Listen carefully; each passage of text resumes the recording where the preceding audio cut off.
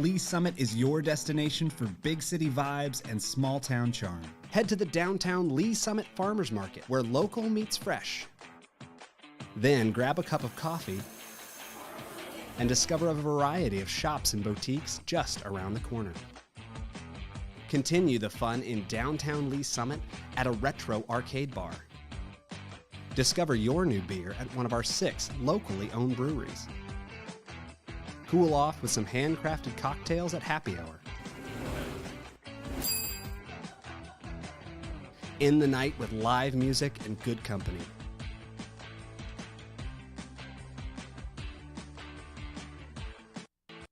Lee Summit, Missouri. Hello, Lee Summit. Here's your flash briefing for the week of January 8th. City Council will meet for regular session Tuesday night at 6 in Council Chambers in City Hall.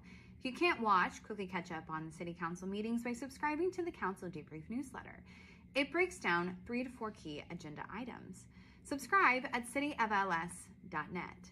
Stay weather aware this weekly summit. Do so by signing up for the city's free alert system, LS Aware. Receive emergency and non-emergency information by text, email, or phone, such as snow updates and road closures. You choose how you want to be notified. Learn how to sign up on the city's website. The city is hiring. Join our team at the City of Lee Summit. The city offers rewarding career opportunities, a positive environment, and fantastic benefits. View these opportunities at lspeople.net. And stay connected with the city. We have several email newsletters to keep you informed about everything going on in Lee Summit.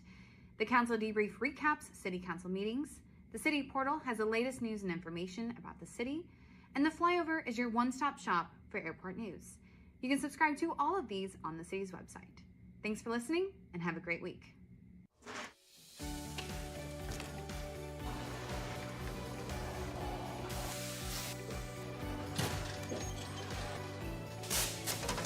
Welcome to the Lee Summit Sign Department. We are going to walk you through our process from start to finish. We make signs as needed here. It's not like we just go out into the field and place a speed limit sign here, no parking here. Our traffic engineers, they go through and they'll do field studies. They'll send us down an engineering work order for us to go out, place new signs or remove signs as needed. Coming from the material, our blanks come in and they're just aluminum blanks. We can put our white, our red, our fluorescent yellow, green, whatever. And basically what it looks like is just that there. Throw it up into the roller.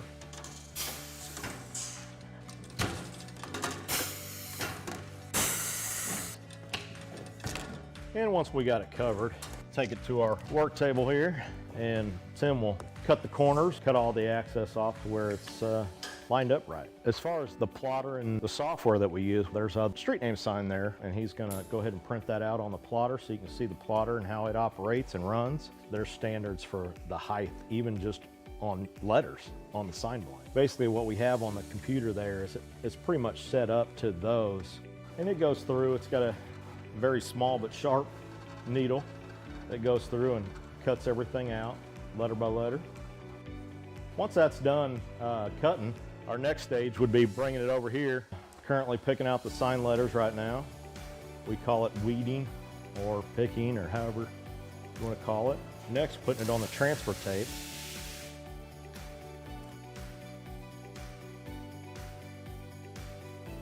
Then after it's taped, we bring it over to the roller. That's where we apply it to the actual sign blank. And we'll roll it through one time just to get the air bubbles out.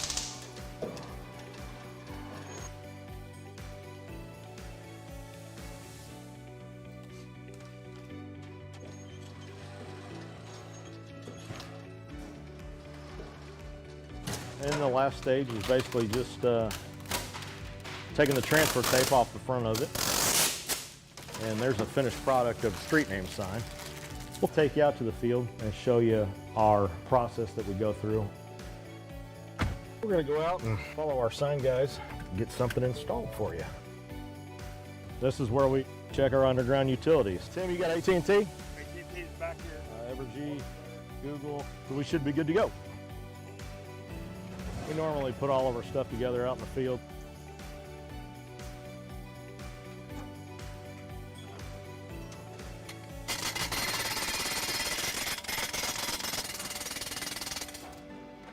Then once the base is installed, we'll go ahead and put the post in there. We come up to perfect. And that's how we do it. Simple, quick. This month's Council Member Spotlight is all about Mayor Bill Baird. Check it out.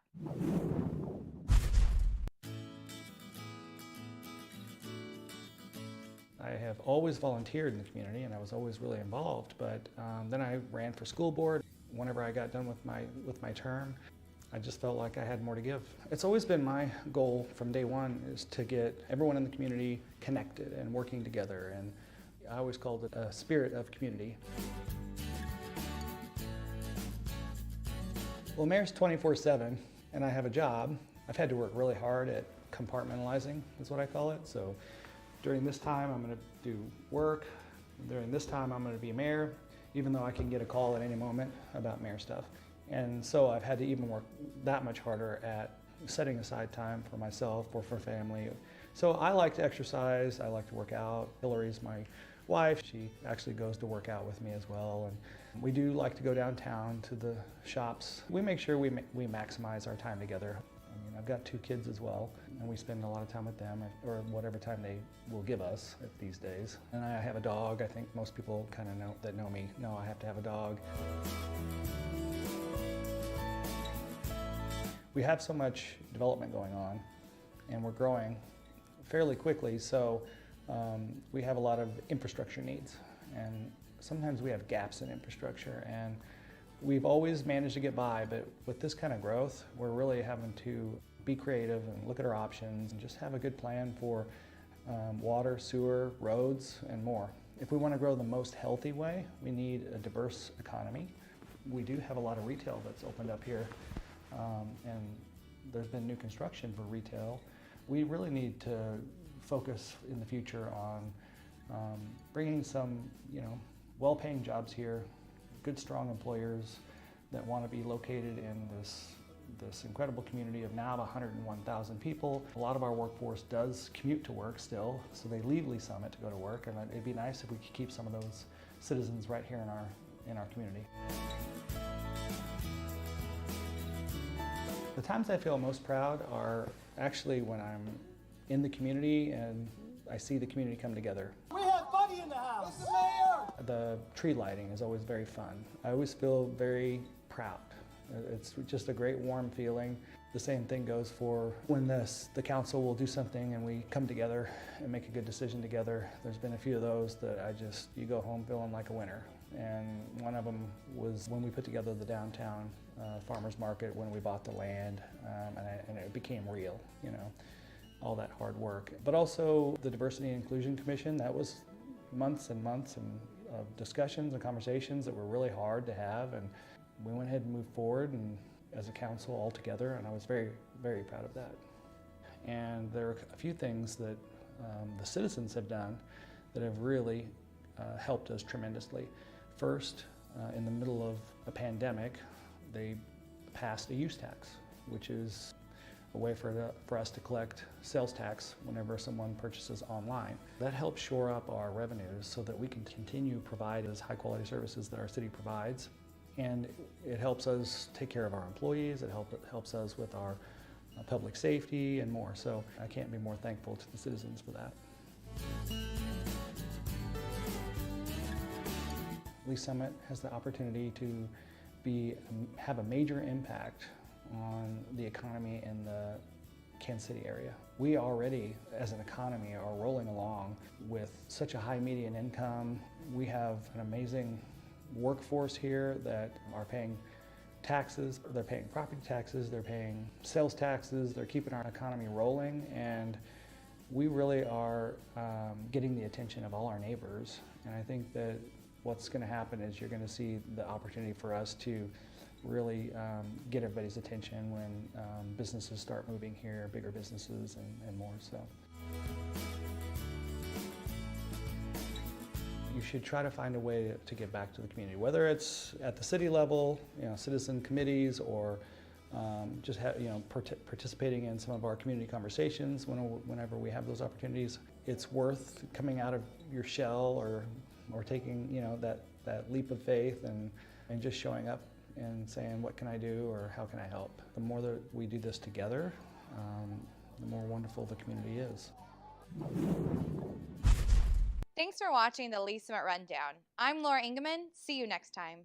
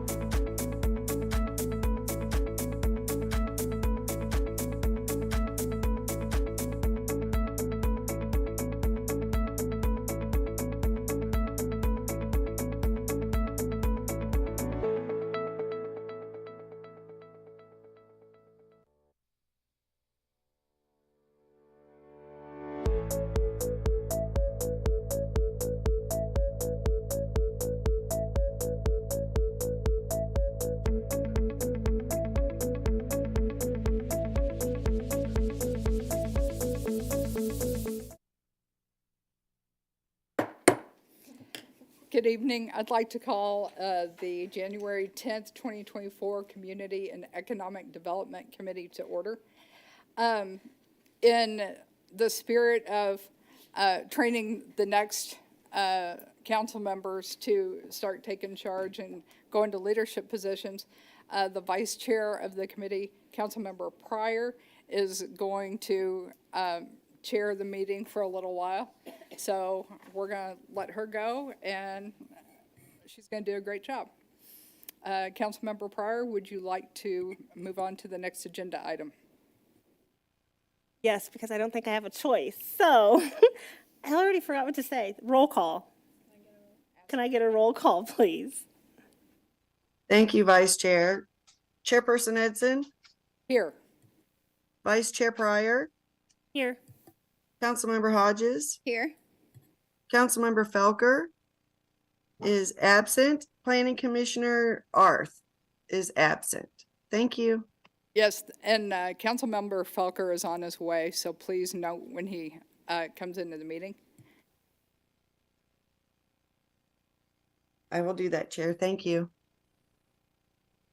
May I please have a motion for approval of the agenda? Vice Chair, Yes, Councilmember Hodges. I move for the approval of the agenda. Second. May I please have a roll call? Thank you, Vice Chair. Councilmember Edson, Aye. Councilmember Pryor, Aye. Councilmember Hodges. Aye. Thank you. Are there any public comments? Vice Chair, we do have one public comment card that we've received for Will Reuter to speak. I don't know if he's here right now. Does anybody else from the HBA like to speak?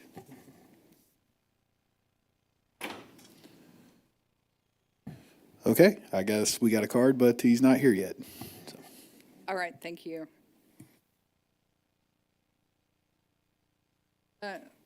Ms. Lombardo, would you please note that Councilmember Felker is on the dais now? I have noted. Thank you, Chair. Thank you.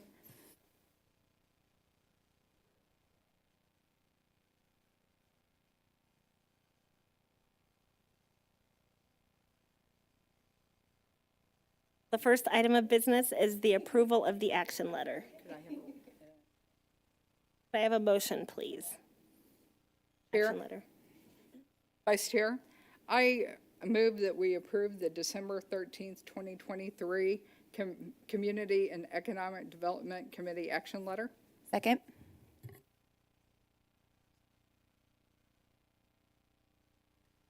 I have a motion and a second. Can I have a roll call, please? Thank you, Vice Chair. Councilmember Edson, Aye. Councilmember Pryor, Aye. Councilmember Hodges, Aye. Councilmember Felker. Aye. Thank you.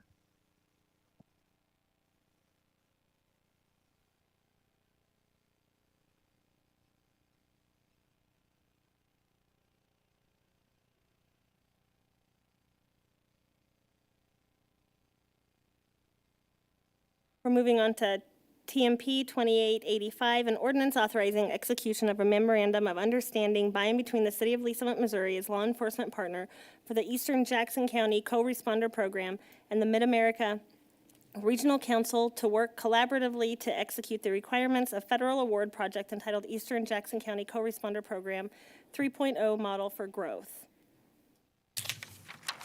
Thank you, Vice Chair. Major Carrie Colline. Thank you. Yes. Operations Major, Lee Summit Police Department. As you said, this item is an MOU authorizing collaborative efforts between the police department, specifically the city and the police department, with the Mid-America Regional Council in regard to our current co-responder program. I have a short presentation. So the name of the grant that Mark was awarded is called Connect and Protect. The collaboration itself is multidisciplinary in nature. Between Mark, 2 certified community behavioral health clinics, and 5 police departments in Eastern Jackson County. Mark was awarded the grant in October of 2023, and it provides for funding to preserve 6 co-responder positions, including 2 that we currently have at the Lee Summit Police Department. A little bit about the timeline. It was awarded in October. We're in planning phase until April 1st, and then it expires the end of September 2026. Here are all the partners that are involved. It's important to note that the federal grant funds, the city and the police department are not responsible for any of that. Mid-America Regional Council is. And the reason for that is co-responders are not employees of the city. They're employees of Rediscover. They just work or are embedded into the police department, helping us with our services. So the federal grant funds will go through Mark. Ours will go to Rediscover, and it'll then fund our 2 co-responders. Raytown, Grandview, IPD, and Blue Springs are also involved in this same initiative. Total amount awarded and dispersed at Rediscover is $414,455. And here's the responsibilities specific to us. We commit to attend scheduled steering committee meetings and provide project updates as requested. We recommend and recruit members for the project interagency work group to ensure diverse representation from among various agencies and disciplines that intersect with mental health and law enforcement. We provide appropriate office space and day-to-day support for co-responders assigned to the department, and we participate as requested by Rediscover in the recruitment process for co-responders assigned to the department. I should note that these are all things that we already do. Officer Iceberg is our CIT coordinator. He's sitting behind me, and those are all his current responsibilities. So here are our co-responders. It's Jennifer Jackson. She works 7 a.m. to 3 p.m. Monday through Friday, and that's Kara Mizak. She works 1 p.m. to 11 p.m. Our co-responders have either a bachelor or master's degree in social work, psychology, or related behavioral health field. They are qualified to assess whether a person needs a mental health evaluation, and their primary mission is to respond alongside law enforcement to active 911 calls that involve persons in crisis. What can they do? They assess the individuals for suicidality, behavioral health, and safety. They help facilitate the best treatment options. They make real-time referrals and notify existing treatment teams.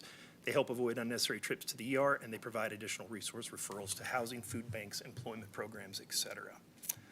So in summary, in order to finalize the grant, ensure there is no interruptions in co-responder service, the MOU is required. I will add that obviously we've had this program since about mid-2020. It's great. They provide resources to the community and the law enforcement community that we need to keep going. So I am open for any questions if you may have them.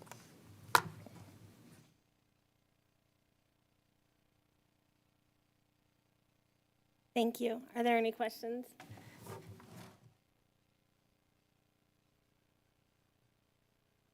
Chair Edson? Thank you.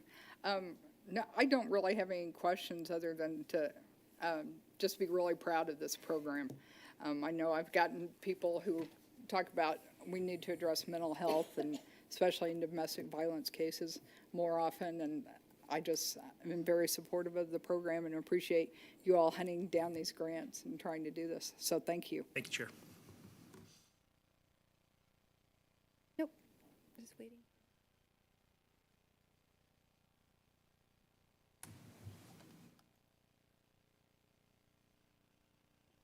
Thank you, Major Coline.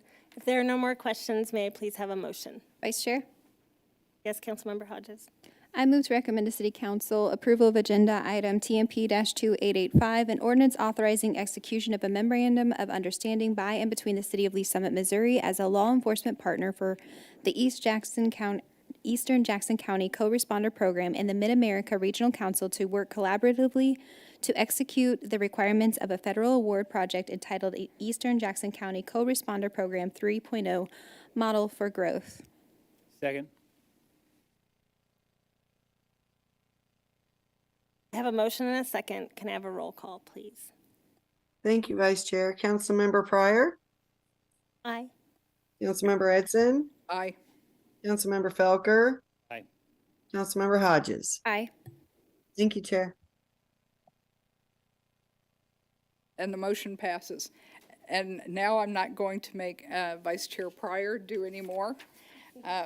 So now I'll take over, and you did a great job. Good job. So moving on to item C, TMP-2887, an ordinance amending Chapter 11 of the City of Lee Summit Municipal Code, providing for the rules related to municipal court personnel management, defining terms, roles, and responsibilities, and creating within Chapter 11 of the Lee Summit Municipal Code 2 new sections, Section 11-5, definitions, and Sections 11-6, municipal court personnel management for the City of Lee Summit, Missouri. Presenter Jolie Fisher and Ed Rucker. Good evening, council members. The purpose of this ordinance is to clearly define the city staff's involvement in supporting the courts and make certain that we respect that separation of powers between the judiciary and the city. Around the same time that our city charter was created and revised, we had changes to the court's minimum operating procedures post-Ferguson, specifically operating procedure rule number 37, and that's what we're here to address in this ordinance. Specifically, Rule 3704 laid out a distinction between what are judicial functions versus other types of functions. And so this ordinance is designed to exclude the city manager and his staff from any actions that involve or impact defendants or impact any case, including the maintenance of those court records. It will help restore the Lee Summit Municipal Court to good standing under Rule 3704 and the minimum operating procedures, which it's our understanding from Judge Tobin, who is here tonight, that the ordinance that we have proposed is acceptable. This ordinance defines the role of the city administration, the city manager in municipal courts. And if this ordinance is adopted, it will also allow us to go to our next kind of future steps, and that is hiring a new court administrator, as well as Judge Tobin has decided not to run for re-election, so we'll have a new judge coming in April, and will allow us to see how this ordinance is working well and see whether or not in the future we would need to make any changes or modifications to it. With that, I believe in keeping it short and sweet, so are there any questions that anyone has regarding this ordinance?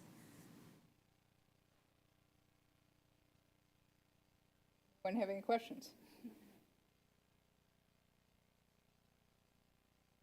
I guess not. This is fantastic. Thank you. I guess not. So if there are no questions or discussion, I will ask for a motion. Chair. Councilmember Hodges. I move to recommend to City Council approval of agenda item TMP-2887, an ordinance amending Chapter 2 of the City of Lee Summit Municipal Code, providing for rules relating to municipal court personnel management, defining terms, roles, and responsibilities, and creating within Chapter 2 of the Lee Summit Municipal Code 2 new sections, Section 11-5, definitions, and Section 11-6, municipal court personnel management for the City of Lee Summit, Missouri. Second. And just for clarification, because we do have it on our agenda as Chapter 2 and then Chapter 11. So we have a Roman number 2 and then we have a Chapter 11. It's supposed to be Chapter 11. Chapter 11, okay. Yes, thank you. All right, thank you. I have a motion by Councilmember Hodges and did I get a second from Councilmember Felker? Could I have a roll call, please? Thank you, Chair. Councilmember Hodges? Aye. Councilmember Felker? Aye. Councilmember Pryor? Aye. Councilmember Edson? Aye. Thank you. Chair. And now we're moving on to item D, 2023-6044.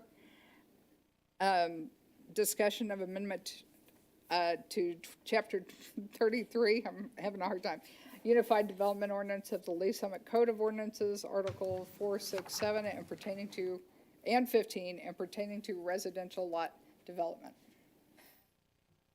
Nassif. Good evening. Amy Nassif, Deputy Director of Development. Just want to pull up the presentation here for everyone.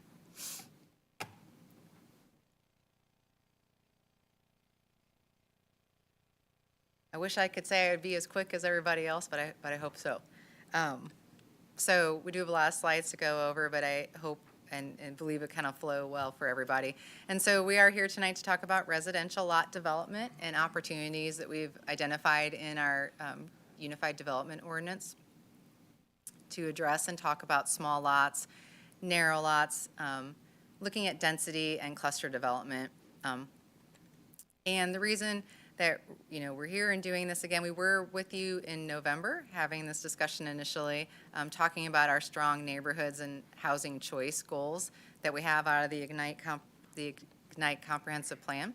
And with those goals to create diversity in housing stock and also look at ways to increase affordable and attainable housing to address the rise of housing costs that we see today. So with that, the sections that we're going to be looking at was Article 4, 6, 7, and 15. There's several updates within all of those articles. So we'll go through each of these. And these were all born out of our discussions from the November meeting that we had together. So again, the original thought of coming forward was talking about the narrow lots and the small lots for single family, which is one type of missing middle housing that we look for. These are just examples of ones that have already been approved. The one in the center is in a different municipality, but the ones on either end are in the city of Lee Summit. And so the first area, So a little easier one is Article 6, Division 1 is our use table. And one thing that we had identified was single-family homes, either family detached or the zero lot line development type, are allowed in almost all of our residential districts except for the RP4. And so that was one of the items we discussed last time, updating that so that we can encourage and allow single-family development in more of our residential districts. So that's literally the only change in that article there. Excuse me, Councilmember Falker, you have a question? Yes, I do. Ms. Nassib, just for clarity, the letters C, P, and S, just, I assume P means permitted, or? It does, that's a great point. So C is conditional, it's allowed with conditions, S means special use permits required, and then P is permitted in that zoning district. Okay. Thank you. And asterisk for P-mix, if you could also. Sure, our P-mix district is a planned district where basically it is all kind of like a negotiated district. Thank you, that's it. Oh, thank you, I appreciate that. Thanks, I do too. Okay. And so then when we update the use table to allow single family in the R4 district, we do then have to look at, well, how does that impact our development standards for a lot width, lot size, and density?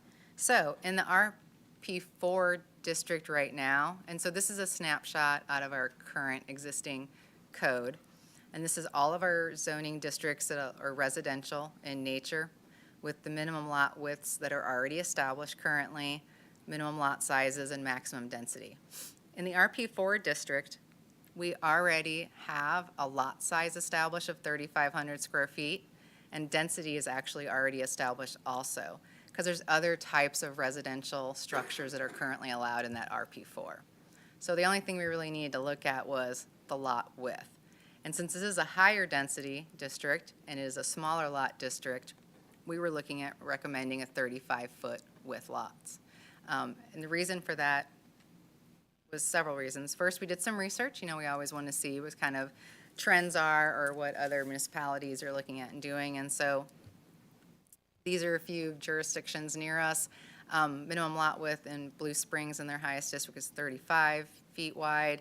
In Olathe, it starts at 40 but goes down with approval of a preliminary development plan. Overland Park right now is 50 feet, but they're also looking at updating their residential standards to encourage more small lot development. So this is how we would look, and this is also reflective where we are today. So right now today, our minimum lot width is only in the R3 district for single family at 50 feet with that minimum lot area of 4,000. So with this update that we're recommending, it'd be 35 feet, which gets us more aligned just for those smaller lots and those higher density districts with 3,500 square foot of lot area. And that also lines up with what we have previously approved. Pergola Park and Madison Park, for instance, are two that come to mind where their lot widths are less than 40-foot widths. They're actually 35 feet, and they also have those smaller lots. And this was just minimum, so someone could still come in and say, make a proposal, and it'd be at 40 foot if they wanted to.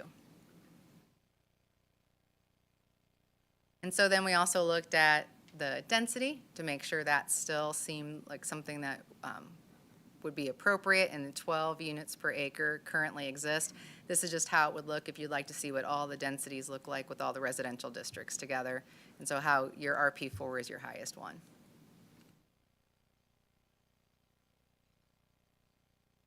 And then for single family lots, we also again looked at what the density requirements are in other cities, and that 12 dwelling units per acre is pretty on par with people in the area, with other municipalities in the area, and also what trends we've been finding and seeing as well.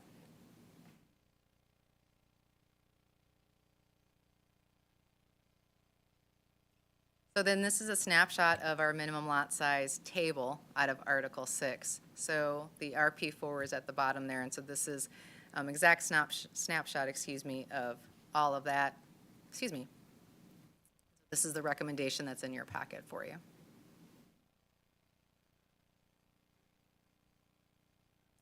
So then moving along, the other updates that we were doing while we're in here, sometimes writing code is, you start to uncover and unravel other things that could be updated. And so one thing that we noticed in this table was the cluster development. We do allow cluster developments in the RP1. With this table, though, it's mentioned only in the minimum lot width section of this table, but the cluster development also lets you change your lot size. So instead of adding that same verbiage over to that third column, if you're following me, just didn't want to cluster or get too busy with the table. So instead, literally all we're doing here is adding the asterisk right there, send to have a note at the end of the table, just to clean up the table. But no changes to the cluster development are being made with this at all. Just improving the readability. The other thing, item in here was currently in the RP1, the density allowed is 4 units per acre. We also have a 6-acre allowance with bonuses. However, that was kind of just a carryover and leftover from our previous UDO before the big updates were made. The bonuses aren't mentioned anywhere else. There's no items identified for it. We've never utilized it. What do you mean with bonuses? So sometimes there are things that cities might do where they might allow for density bonuses where you can increase your density if you do certain items. This was added back about 10 years or so ago, but then it wasn't fleshed out or carried throughout the rest of the code. It wasn't identified. There's no process steps for it, and we've never had anyone use it. And we also already do have an allowance where you can ask for different density, so and this is the only place that it appears. So it was just it's a cleanup. Does that help and make sense? Sure. Okay. It was a leftover item from a previous when we did an overhaul of our code. Councilmember Felker. So the modification in the far right column is also being modified in RP. Well, yeah. Okay. Yes. Good. All right. That's what I want to see. Improve the readability of the table. Mm-hmm.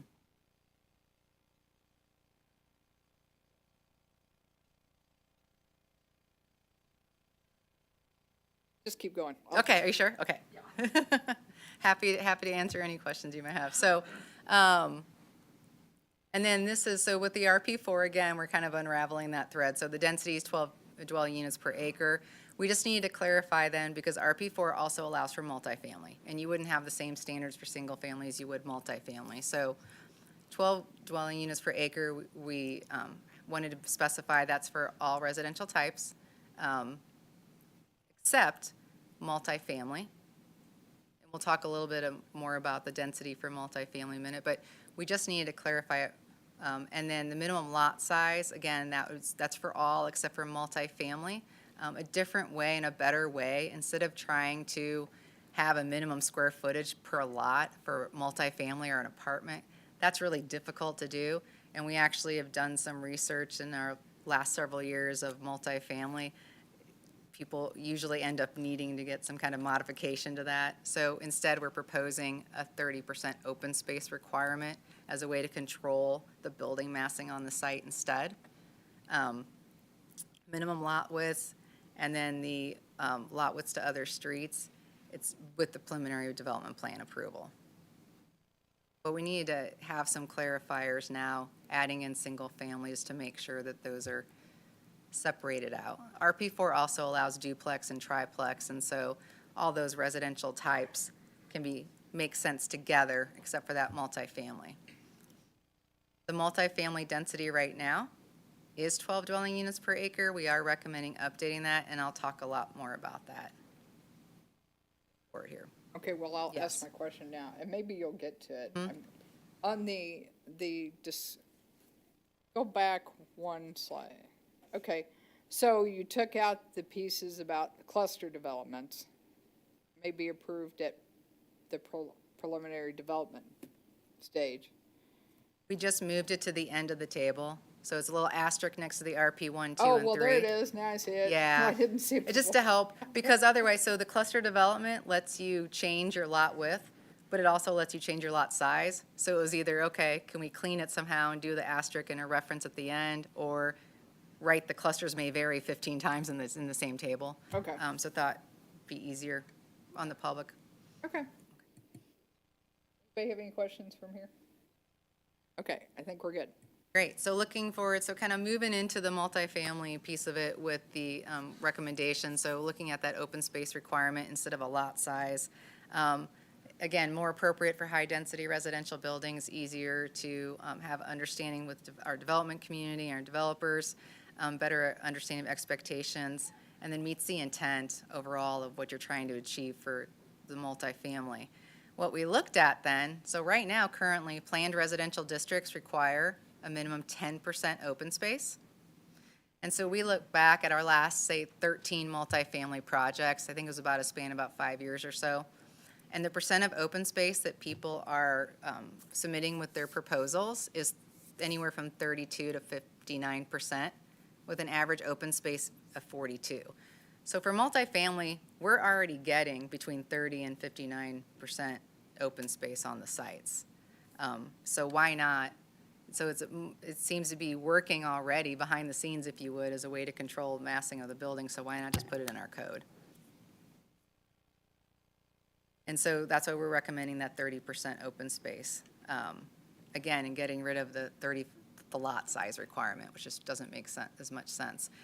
So then we also looked again, like to see what our friends and neighbors are doing. Blue Springs, 15%, Casey Mo is 30, Olathe 30, and Overland Park's 15.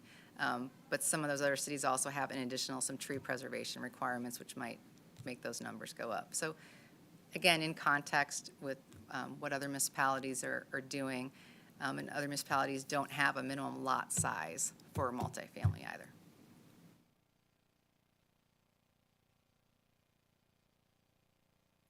So this is just what the fund table would look like with all those changes we just kind of talked about. All the red lines are the updates. And then I also included in your packets, because there's a lot going on with that table, I included a clean copy for you also, just to help. Again, then we kind of do an audit of all the other sections of the code and say, okay, when we're updating one item of the code or one section, is it impacting anything else elsewhere? So we found this. In our Article 7 right now, it makes a statement about each lot in a subdivision having a minimum 50-foot wide frontage. We just wanted to add the caveat, unless it's otherwise approved during rezoning around the preliminary plan. Since we do have projects now that get waivers or modifications to the lot width requirement already, they also have to get modifications and waivers to this section. So to streamline the process and improve clarity, we just already make it automatic that it's 50 feet unless it's otherwise approved by city council, you know, on the PDP or with the rezoning. So even though we're putting it in RP4, the narrow lot sizes. Okay, I guess I just, yeah. So they still have to have a PDP. They still have to go through that process. Yes. Okay. Yes, everything, the process, same. So right now, for instance, so this lot size, this lot width requirement is for any type of residential right now. So right now, when we get folks, if they come in and request a modification to go down to 45 feet width, or you saw the ones at Pergola Park, for instance, at 35-foot width, they have to get a modification to that other table in that section of the UDO, and then they also have to get a modification to this. So instead of making those double processes and double reviews, just if we had this clarifier to say, unless it's otherwise approved with that zoning district, then it helps, it just eliminates those extra steps. Okay, that's why I wanted to ensure. Councilmember Felker, you look like you're thinking intently. Okay. Go ahead. So if it's rezoned to RP4, we can go less than 50, that's the point. Yes.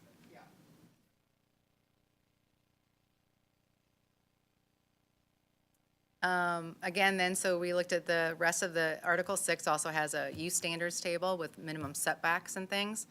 And so a couple things we did here with the RP2, instead of itemizing what the setbacks are, it just had quotation marks, meaning to look at the RP1 district, which is kind of confusing to the general public, and it's hard to understand that's what it is, and we would get calls and questions. So The only change there is literally just writing in what the requirement is and getting rid of the quotes. Quotes weren't working. And then for RP3, if you see at the bottom there under side yard, it said single family and two family, the setback is 5 feet. And then it said multifamily is 10. Well, the problem is we also allow a lot of other types of dwelling units, not just multifamily, which means 5 units or more. So it didn't capture triplex, fourplex, or anything else. So that's why we just wrote all other dwelling types. It's how we've been putting it into practice, but this helps provide clarity and transparency in those requirements.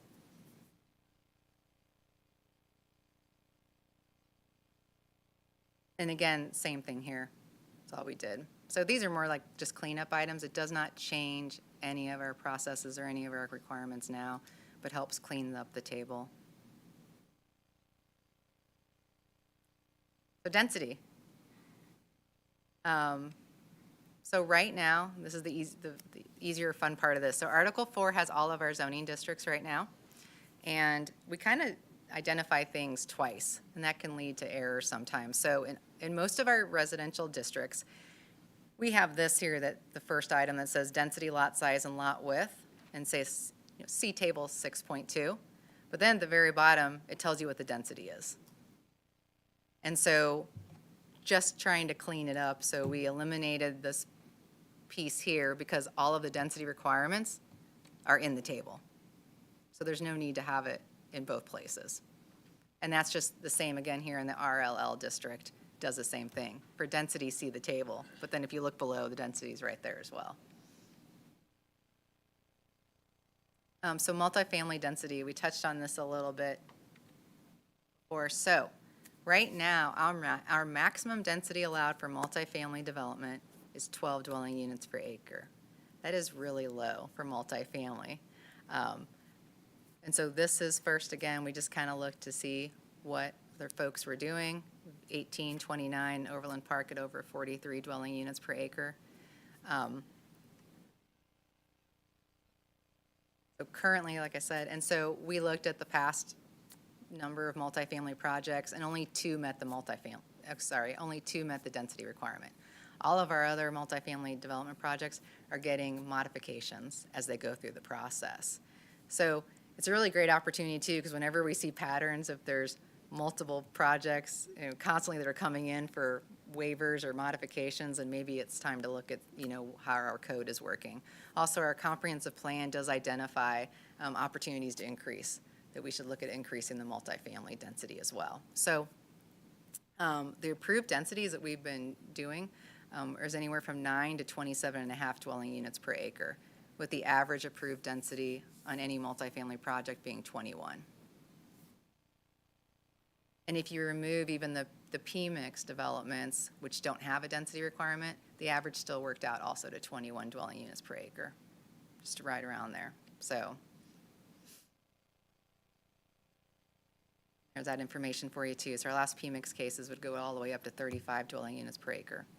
So with us seeing those numbers of 35 or 27.5 dwelling units per acre, as staff was recommending that we have a 25 dwelling unit per acre for multifamily. It would also set a better standard and then eliminate the need for all the modifications. Still comes in through PDP, still goes through the rezoning process for review, and that's a maximum.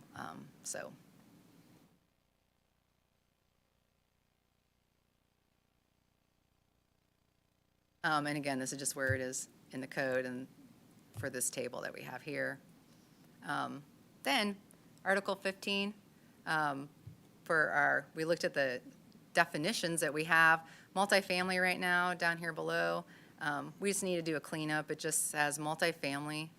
It has the definition as being 3 families or more, but we also have triplex and fourplex, so it doesn't make sense. So it's 5, and that's how we've always been carrying it out and implementing it, so we just need to update the definitions chapter. And then also add the 0 lot line dwelling. We allow 0 lot line development now. It's just either attached or detached residences that either built right on a side lot line or right next to it. It's allowed right now in several zoning districts. We just don't define it. So when people call and ask us what that means, and this would just help with that customer service and readability for the public and development community. Cluster development. Talked about in November how currently we allow options for cluster development in several of our districts. I believe it's RP 1, 2, and 3 currently. And cluster development is that focusing on how do we have growth but also preserve open space. It's all about the environment, clustering homes, have those smaller, more narrow lots, but then you have increased open space, so you have more conservation on your site, less tree removal. It also helps bring building costs and housing costs down because you have less infrastructure that you have to bring to a site, but it's really based on environmental. And so we allow it right now in our code, if you recall, but in our sections of our code, it says that you can choose the cluster option, but go see Article 8 for the design standards. They don't exist yet. So we again did some research and saw with other communities that do have some kind of cluster or open space development, what do they focus on for their design standards? And it really is all about that minimizing grading, preserving natural topography or natural areas like floodplains, wetlands, just maximizing the functional space. So most cities have an open space requirement with those preservation requirement, things that can focus and make sure that they get the open space or the undisturbed land. On your first one, go back, on the first table, you have KSMO. Do you mean Kansas City, Missouri, or? Yes. Okay. Just wanted to make sure. Good, yeah, thank you very much. So this is what the red line copy version would look like. So if you'd like to do cluster development, here's the 3 things we want to make sure you have. It should be a minimum of 5 acres. You wouldn't just want someone to try to get the cluster in smaller size on like half an acre or 1 acre a lot. Kind of defeats the purpose. So minimum lot size 5 acres for the overall development. Shall preserve 30% open space. Right now the requirement for any other kind of residential is only 10%.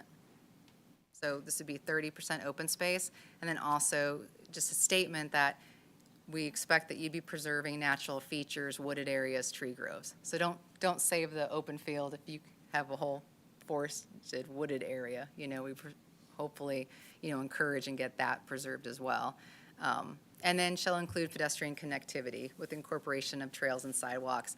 That's required right now in most all of our residential districts, but it doesn't really line out or say also that it should connect with other trails or connect with other networks. So those were the 3 that we were recommending for that cluster option, just if anyone chooses to do it. We don't have a lot of folks or developers who have elected to do the cluster option yet. This might help encourage that because now we have a clear path of what the expectation is with it. So that in a nutshell is our recommendations to allow single family and increase the allowance for that in our R4 district, increase the density requirements too, the other housekeeping cleanups, and develop that cluster development option as well. And this is just where we are in the process right now in discussions and collaborations with you all, and happy to answer any questions. Would you go back to, go to the staff recommendation? Okay. I'll open it up for questions, comments. Oh, Councilmember Pryor.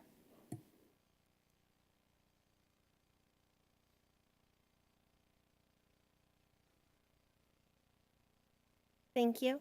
So on the lot size, the 35, it was at the very beginning. Did it specify, is there a maximum house size that you can have on that? No, we don't dictate the house size on any of our districts. Okay, It's so just the then lot size. does, I'm sorry, can I just Can I change my answer a little bit? We do have an impervious coverage, requirement, still no more than 60%. Okay, so if they're, on a lot of those smaller lot sizes, is it typically a one-car garage, a one driveway or a double driveway? Like a single driveway or a double? Usually, we haven't done a lot. Usually they're single driveway. We do have the requirements for like the parking requirements and the covered They parking still do requirements. have the park, okay. We do still have that. So if folks were to come in and they do that smaller lot or the smaller width, depending on the layout of the house and what they're proposing, that might be included as a modification request from them. We weren't proposing to get rid of or change the parking requirements at all. And with would this right it would now. increase on-street parking, Yeah, we didn't which is wanna do something that at I all. don't like at all. So that's still in force, and so it would be Okay. up to them to make sure they can still meet that. Okay, because that's my big thing, is it just looks so bad in a neighborhood when they all park on the street, and it's bad for first responders, but, Or when you're plowing streets. or when With the snow. yes, that too. Okay, and then I think a lot of it I really actually like. I like a lot of it that you're cleaning up, but I think that's all I have for right now. So, thank you. Councilmember Felker? Oh, you're still thinking? Oh, okay. Councilmember Hodges? Kind of.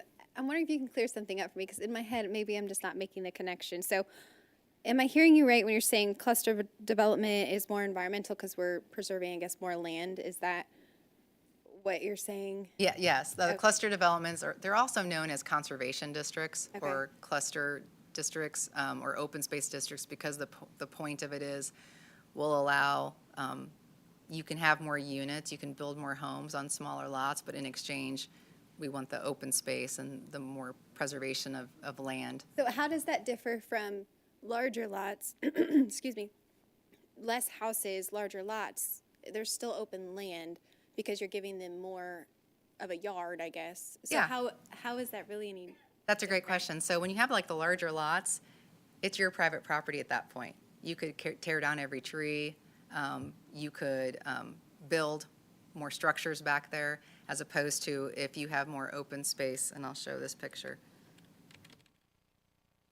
down here to help with that, then it's harder for us. We can't go on someone's private property and say, leave all those trees. So that's the benefit to it. The other thing is you have less overall grading. So even if your lots are larger, you generally have you have a lot more streets, a lot more infrastructure, sewer, sanitary you're bringing in because the homes are spread more apart. And so to bring in that infrastructure, you have a lot more grading you have to do. So even though there's no buildings at the end of the day, oh my God, I'm sorry. Even though there's no buildings, I almost said a really bad word in the microphone. So even though your lots are large, to get there and to build the streets and the infrastructure to it, you're doing a lot of mass grading that you don't even have to then touch when you can get the same amount of homes on the smaller and more Okay. condensed. Okay. Yes. Just wanted to add on the grading aspect from kind of an engineering perspective specifically, all of this area, like in this example on the screen, if you look at the cursor, all of this area that's left ungraded, the soil properties of that are a lot different than a graded turf lawn. A graded turf lawn increases your runoff significantly, as well as the amount of chemicals and everything that are used on that on an annual basis. Just the compaction from the grading and the development of that is significantly more runoff generated from that in different species and things like that. Turf grass versus whatever is there existing from a tree perspective and everything is that. Great, thank you so much for explaining that. I appreciate it. And I apologize if I don't think I said a bad word, but it almost happened. Just to add 2 cents, I have a neighborhood really close to me, and it's kind of patio homes, smaller homes, but they have a common space in the middle of it. So half the neighborhood all backs up to this park area with a gazebo, and that's where the neighbors all gather, and it's really kind of cool, yeah. I'm trying to see if Councilmember Falker's ready. Just for my own clarity, so when when we're adding multifamily, 5 units per acre. And so we don't have language to that effect elsewhere, meaning it's not in RP4. Or what kind of guidance did we have? Just this is it, this is the 12. Yes, the RP4 currently is the 12 units per acre for multifamily. The history, yeah. And they're always, well, not always, because you had some at 9, but the recent experience has all been where they've had to seek approval for greater density, trying to align with kind of in the middle. Yes, yes. In the last, I think, like 13 or so projects, two met the 12. One was at 9 and one was 10. Everyone else got waivers or modifications.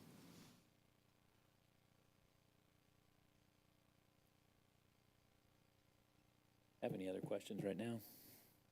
Okay, I'm going to go to Councilmember Pryor, then Councilmember Hodges. Thank you. So my question's kind of maybe not exactly on this topic, but do we have a height requirement for apartments? We do. Is it just because of the airport, or is it just, or what dictates how high?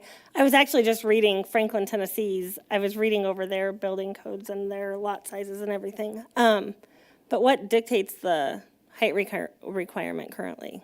I believe it's in our, well, right now it's in our zoning districts, has height requirements depending on the zoning district.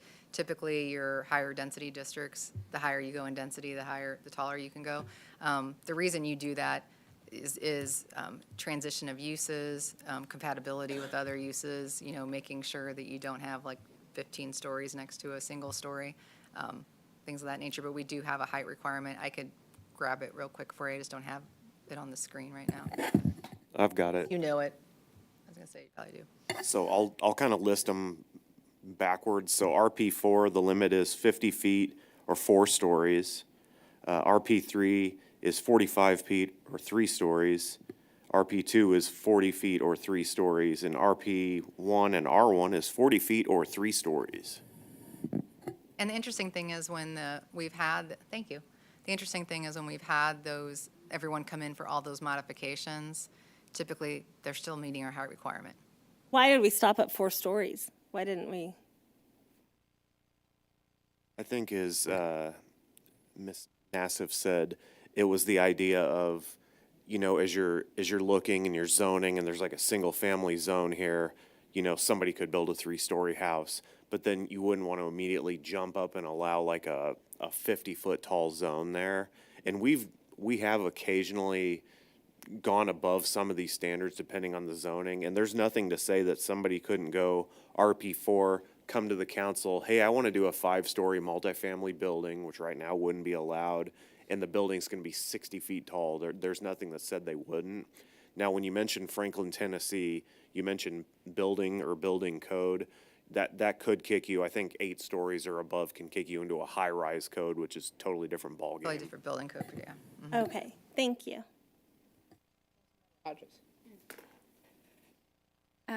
So I was curious, are we seeing like a more need or increased desire for this type of housing? Is that? For the smaller, narrow for the lot. cluster. Yeah, sorry, for the cluster, or smaller lot, and just being super tight knit with your neighbor. It is it is something that we've had discussions with HVA and builders on, just having that flexibility. It is something that really helps our affordability and attainability. The smaller the house, the smaller the lot, the more affordable that housing and that price point is. It allows to bring a different diversity of housing on the market with workforce housing and just like your first home kind of thing. And with the cost of construction and the cost of home building right now, a lot of cities are opening up those doors to more flexibility to help encourage and still promote the housing development in the community. Do we know, like on average, I know it's hard to give a specific, like on average, how much cost savings it does save a home buyer by going this route rather than? Oh, by the smaller lot? Yeah. You know, I don't have that off the top of my head. I could certainly get some information unless Ryan has it. I don't have any information directly with me, but we may have some members in the audience. I was gonna say, I don't want to call them out. Some expertise that they may Will be is here, willing yes. to share if the chair would allow them to potentially participate in the discussion. I'd be thrilled for that. If you all would like to address some of that, do you see this? Because we've been talking about, I'll talk while you all make your way down. I will say too, they are likely unprepared for this question. No, that's okay. Oh, I think they've got it, but. We did share the packet with them, and Yeah. I met with a couple of our home builders in the community to get their feedback and input on this too. So, yeah. Just wing it, Well, my members will know there's a live mic, so I'm more than willing to take care of it. Appreciate this conversation. Density can be the dirty D word in municipal politics a lot, so I applaud you all for considering it. It's a difficult thing to get right, but generally speaking, the addition of options for the development community can make previously non-financially viable plots of land more developable, which does bring into your broader undeveloped portfolio of land more options to get housing where it otherwise wouldn't have been, just because of the market dynamics that existed. I would say, generally speaking, that there is a call in the market for a greater number of options from a housing standpoint, just from a product standpoint, and a greater diversity of product does yield a greater diversity of price point. And I've characterized the current housing market as a backed up on-ramp. The first-time home buyer and the lack of options for them to get into the home buying equity accumulation phase of their life, that on-ramp is backed up, and it's due in large part to the fact that there is no off-ramp to single-family housing. Those empty nesters, or those that are looking to downsize not only their square footage, but also their financial exposure to their housing. So these kinds of cluster homes, things that are built with walkability and that kind of twilight year, golden year in mind, could be an opportunity to create moving within the community options for aging homeowners into the last time home buyer product, which will create a single family ownership opportunity for someone in existing housing. So it's got an untold number of variables that I think could be considered. So to put a dollar figure on precisely, what that percentage decrease in the overall fixed costs to develop this and get it buildable is going to be really hard to do, and it's going to be dependent on at what point in the market cycle that product is landing. But I will say, the more options there are, the more creative the industry can get, and the more innovation can be unleashed, because there is a significant amount of pent-up innovation within the single-family. I might have missed it, but would you introduce yourself to everyone? I'm sorry. Yeah, we need it for the record. Yeah, for the Thank record you. as well. Yeah, I'm sorry. My name is Will Reuter, here on behalf of the Home Builders Association of Greater Kansas City. I'll be here all night. That's how he knows so much about what he just said, by the way. Yeah. Well, and I really appreciate you mentioning we always talk about, where our kids are going to live. The other end of that, because I was in a meeting a couple of weeks ago with some people in my neighborhood who said, why aren't you building patio homes? We have no place to go in Lee Summit. So people over 55 who don't want to move into an apartment and aren't ready for a care center or something, they still want to buy a home and own a home, but they don't want to own 3,500 square feet anymore. So I appreciate you mentioning that. I'm sorry, Councilmember Hodges, did you have anything else? I don't think so. I mean, I think that was a great description, so thank you for that. But I think also it does create the diversity. So, I mean, they can be, I think you brought up Pergola Park, which those are pretty pricey homes. So it's not necessarily affordable. Just because they're cluster doesn't make them automatically affordable. But I know that you're saying they also have the option, if a builder comes in, they can do that. Okay, I just want to make sure. Thank you. Hi, Councilmember Felker. When I think about this smaller lot, and you mentioned slab home, first home I bought was in Columbia, and it was 3-bed, 1-bath, 2-build. It was 110. This for well, Zillow says, we know what Zillow, we were all thinking about Zillow, but listed now at 203. So, anyway, that neighborhood, it was all same kind of house throughout, and for us, it was perfect. And actually a decent sized yard, actually. The lots were probably, home was 1,250 square feet. So I don't know what it would take to do a new build like that today, but when I think about what does it take to put some homes out there that bought by a first-time home buyer, that's what it was for me, so. Councilmember Pryor. Thank you. So I just wanted to make sure that, and I know we had this discussion a ton with ADUs, accessory dwelling units, but there wouldn't, so if we did the smaller lot size, does that mean, or does this fall still under ADUs, that someone with a large lot size in the middle of a neighborhood could add something or subdivide they wouldn't be able to subdivide? I mean, they still have to meet all their district regulations and requirements. So if you're in an existing RP 1, 2, or 3 neighborhood, no, it's. Okay, I just wanted to make sure that that it absolutely did not mean that. And as far as cluster neighborhoods go, is there any data that affects surrounding home values, or is that just something? No, in fact, it's pretty good because when you have that cluster, you're more condensed, so you're farther away from the other neighborhoods, so then you're not sitting on top of, or you're not too close to the existing, but there's no negative data showing that negative impact on the market at all. Okay, I like it a lot. I see where it could be beneficial in many areas in our city, so I like it. Thank you.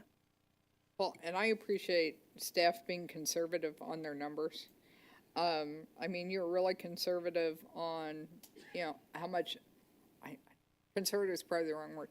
You left a lot of room for open space, and you didn't drill it down and say, well, we're going to go less. So you kept a lot of open space, which is something I hear from people a lot, is that they want to keep open space and green space. You're even conservative on maximum density. So, I mean, those things can always, we can always change those and go less conservative, but I think it's always good to start slow. And if we need to change those later, we can, but we can't go back. We can never go back. So I guess this is not an ordinance, it's just a discussion. So is the committee okay with them taking these changes and bringing an ordinance back? Yeah. Everybody okay with that? Councilmember Falco? There is, sorry. I appreciate the support very much and where you're headed, but they're actually in your packets are ordinances and the red lines for every single section. Well, because on my agenda, it's just a discussion item, so. That's probably my bad for being the new kid. But we are ready to, if you are ready for us to proceed to Planning Commission for public hearing. Chair, I think that's partly because of the UDO process goes to Planning Commission and then to City Council. It's not a recommendation of approval straight to the City Council for the UDO amendments. Okay. I think that's likely the confusion. So, I'm sorry, do we need to read the ordinance to send to planning or no? No, okay, okay. Need to make the motion. Still a motion, at least in the packet. Oh, sorry, go ahead. Chair. Yeah. I move to direct staff to prepare an ordinance amending Chapter 33 Unified Development Ordinance of Lee Summit Code of Ordinances, Articles 4, 6, 7, and 15 pertaining to residential lot development. Second. I have a motion by Councilmember Felker and a second by Councilmember Pryor to send TMP 2023-6044 to the Planning Commission. Could I have a roll call, please? Thank you, Chair. Councilmember Felker. Aye. Councilmember Edson. Aye. Councilmember Pryor. Aye. Councilmember Hodges. Aye. Thank you, Chair. Thank you, and it passes. This is like having Oz, running the meeting. And it goes on to Planning Commission. Thank you all very much. Thank you very much. Staff's work on that. All right, moving on to 2024-6047, an ordinance adding Article 3, Parks and Recreation impact fees to Chapter 19, Parks and Recreation of the Lee Summit Code of Ordinances. Mr. Snook.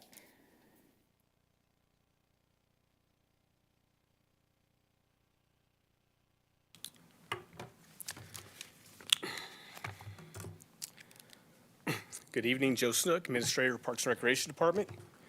Madam Chair, committee members, thank you very much for the opportunity to present the proposed park impact fee this evening. I recognize the presentation, including your packet, is lengthy. However, I thought it was important due to the significance of the topic and tonight's discussion that a comprehensive review of the information and proposal be provided for public record. I'll do my best to move through the presentation in a thoughtful and timely manner, and I do welcome your questions anytime during the presentation. Before I begin, I would like to recognize Lawrence Bivens, our Park Board President, who's with us this evening. I'd also like to thank the entire board for their time, effort, their robust discussion over the past several months, their support, and their recommendations leading up to tonight.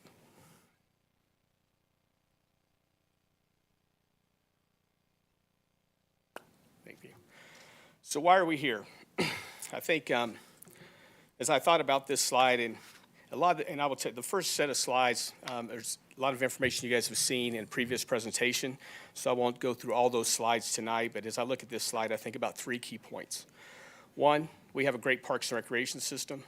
2, we want to maintain this great system as our community grows. And 3, this is an opportunity to diversify our funding mechanisms and to ensure the future growth, and that to ensure that the cost of that future growth is not placed on any one source that we have in our funding portfolio. We have a vibrant community and a great park system, as I mentioned. You know, there's a lot to parks besides green space and courts and trails and facilities. Parks are critical infrastructure. We know that if you have a home in close proximity to a park, the value of that home is upwards of 20% more than a house not located in close proximity to a park. We know that children who live within a half mile of a park are 5 times more likely to be a healthy weight. We know that people who live within a quarter mile of a park have 50% less odds of being stressed or experiencing significant stress than people who live more than a half mile from a park. There's a lot of value to the parks, and it's critical. Our community has supported our parks. In the community surveys, we rate very high. Our last voter turnout for the quarter-cent sales tax was approved by 80%. We're a gold medal agency, and we also have been accredited for over 20 years. Being an accredited agency in the United States means you're in the top 2% parks agencies in the United States. If you're a gold medal winner and an accredited agency, you're in the top 1%. We have a very robust and significant park system. In our master plan update a few years ago, there were some significant goals that were established. A park within a half mile of all residents. We know that half mile is a pretty critical number. We want to try to maintain that and then make sure that we're maintaining 10 acres of parks per 1,000 people. Currently, we have about 71% of our population live within a half mile of a park. We have 1,250 acres in our park system, which gives us a level of service of about 12.5 acres per 1,000 residents. The city's comprehensive Ignite plan identified continued growth in our community, upwards of 140,000 with 59,000 dwelling units using our park service level of 12.5 acres. If the community met those numbers, we'd be looking to add an additional 500 acres to our park system. And we would probably all agree the cost of land and the cost of development is not going to go down. It's going to continue to rise. There's been a lot of work done to date. As I stated, it really started in October of 21 when we started our master plan update. One priority that came out of that master plan update was priority 8.2, which stated to implement an impact fee or a land dedication ordinance to help ensure open space for our community with the increased development. In October of this past October, we did a presentation to the council. It was a conceptual presentation. At that presentation, we were directed to go back to work with the park board to prepare an ordinance to bring forward to the city council, starting with the CEDC. In December, the park board approved The ordinance before you tonight, with 6 yeses, we had 2 absent, and we had 1 abstention. I thought it'd be relevant to just give a quick overview of our funding. I think it's important that you guys, that everybody understands where our funding comes from and how that funding is used. First, we'll talk about our capital. Our capital is that money that is used to build new parks, renovate existing parks, acquire land, build facilities. We generate about $6.5 million for capital, and these are this year's numbers, but 80% of that comes through the sales tax, which is about $5 million, about $1 million from the use tax. And then this year, we got about $250,000. That other revenue for capital is coming from grants. So we do, not every year we'll get grants, but some years we will. The last 3 years, we've generated over $500,000 in grants that's been allocated towards capital projects. From an operational standpoint, we generate about $10 million, a little over $10 million this year. 40% of that, or about $4 million, comes from our property tax. To put that in perspective, if you have a $300,000 home, the city will collect $830 in taxes on that $300,000 home, of which $84 goes to the Parks Department. So it's a very small portion. That $4 million supports our park operations and maintenance. So when we go fix a playground, or we go fix trails, or we mow grass, it's all coming out of that operational money. And then we generate another $5 to $5.5 million in fees and charges. That's our recreational division. And then the other revenues are fees that we collect from shelter rentals, sponsorship programs, that kind of thing. All told, 60% of our operational revenue comes from fees and charges. It does not come from taxpayers. Let me put that in perspective. The average or normal Parks and Rec agency in the United States, they generate about 25% of their operational dollars from fees and charges. The other 75% comes from taxing mechanisms. We're at 60% of fees and charges. So I think we're pretty significant in the way that we are able to operate this, our park system. I would also add that I was asked this question several times over the last month and a half. Well, how much money do you get from the city?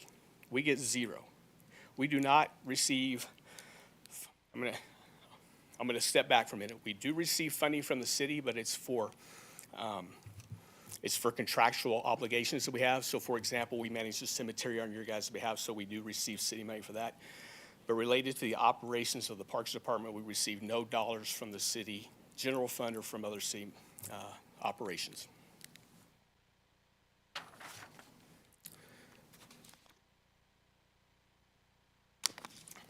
As we look into our existing projects that are unfunded and the unfunded needs in the future, we've identified almost $55 million in unfunded projects. 3 right now, we have the Resource Recovery Park. We have completed a master plan on that. I think that's been shared with the City Council, but that's a $15 million unfunded project that we would love to be able to work on someday and turn that into a wonderful amenity for our community. We have about 30 acres off of Colburn Road that Unity Village gifted the Parks Department. And then we have about 30 or 40 acres down in the southwest part of our community that is master planned but does not have funding. And of course, if you factor in the 500 acres for future, you'd be looking at another $34 million, assuming today's dollars and so forth. So basically, we're looking at unfunded projects of close to $55 million. To build a neighborhood park like Pleasant Lee, 15-acre neighborhood park, assuming a $34,000 per acre cost of land, which is probably pretty conservative, it costs us about $2 million to build that park, with about a quarter of that, or $500,000 of that for acquisition, the rest for development purposes. So just to kind of give you a perspective of what a neighborhood park would cost. Through our master plan, we looked at 2 significant land areas in our community that are vacant but will be coming on the market over the next several years, and that I think is the PRI SLR properties. We looked at the north area, looking at our existing parks and putting parks in key locations to minimize overlap of service areas and maximize service to our community. We'd probably look at a couple of neighborhood parks up in the north area, and then down in south, you'd look at 4 additional neighborhood parks and a regional park to be able to serve that area and meet the goals that the park board has established. So I want to talk about the ordinance itself and kind of cover the different areas. We talked about the ordinance a lot in October, but what we're really getting into is the meat and potatoes, the actual ordinance. So the proposed ordinance would have this begin with the start of the fiscal year, July 1st of 2024. Collection payment would be due at the time of the building permit application phase. So just to be clear, it might not always be a developer who's paying this fee, but it'd be the entity that's building the residential unit or the commercial units. So it may be the developer, it may not be the developer, it'd be the person applying for that building permit. The proposed fee is $1,200 per dwelling unit and 20 cents per gross square foot for non-residential areas. We took a look at it's just hypothetically, if you said, hey, all these people are moving in the community, we need to have a neighborhood park to help serve all these new residents. Let's put that burden of that on the people who are moving in. If we put 100% of that burden on the people coming in, that fee would be closer to $4,200 per dwelling unit. As the ordinance stands now, the proposal is $1,200, which represents about 28% of the cost of the acquisition and development being allocated back to that residential unit. Okay. So then we wanted to take a look and say, okay, what would be a representative amount or a fair amount to look at for the non-residential development? Basically, how we arrived at this is we just, average square foot of residential unit, $2,000 or 2,000 square feet. Divide that by the park impact fee of $1,200. That's about 60 cents per square foot. We recognize that the demand on the park system by the non-residential is a fraction of what the residential would be. We estimate that at a third, so that's how we arrived at the 20 cents per square foot. In the ordinance, there's opportunity for credits and fee waivers for the person who is acquiring the building permit. Public facilities for governmental use would not pay this fee. Schools would not pay this fee. Structures that have been damaged involuntarily through acts of God or fire or something like that, they would not be assessed this fee. Any building or development that is exempt from local, state, or federal taxes would not pay this fee. And then any redevelopment where there is an accessory use, there would not be a charge in the fee. And also, if a developer wanted to donate land or maybe they wanted to build a public amenity within their development that would then serve our community, that would also be available for credit, and that would be on a per case basis through a discussion with the developer. We divided the community up into 5 service areas. We tried to make that as balanced as possible with the understanding that as a fee, that fee will be spent in the service area where that fee is collected. So this is just an illustration of the 5 different areas that we have. We try to break it up through the square mileage and so forth and use some natural barriers that would help with that. The use of the fees, as I stated, fees that are collected in a service area have to be used in the service area that they were collected, so we cannot collect service fees up north and use them down south. The whole point being, the reason we're collecting this fee is to provide park services and amenities to the people who are moving into that area, so we want to make sure that funding stays in those service areas. It can only be used for park acquisition and development, so we cannot take those fees and go use them for maintenance purposes in parks. That would not be an acceptable use of those fees. And we also want to make sure we're using those fees in a timely manner, so we have a 10-year max that we need to expend those fees within a 10-year period. If not, there is a process that they could apply for a refund on those fees.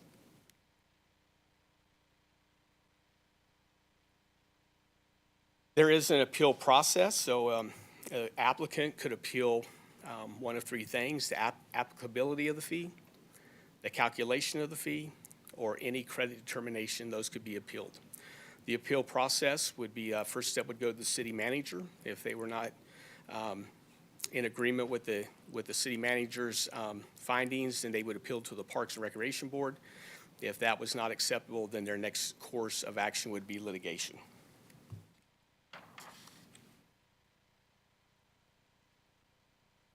There will be an annual review of the fee conducted by the impact fee administrator. That impact, if there is a need to have an adjustment in the fee, that would be presented to the Parks and Recreation Board at the time of the budget process.